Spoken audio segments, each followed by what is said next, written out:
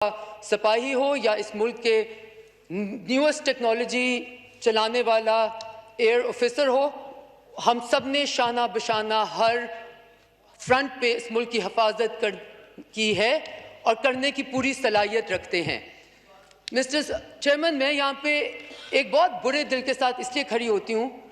क्योंकि ये सेलिब्रेट करना कि आज हमने इंडिया को कितने बुरे तरीके से हरा दिया, ये इस खित्ते के लिए कोई सेलिब्रेशन नहीं है। ये सेलिब्रेट करना कि एक न्यूक्लियर पावर ने कैसे दूसरे न्यूक्लियर पावर की विल को चैलेंज किया, उसकी कैपेसिटी और कैपेबिलिटी देखे बगैर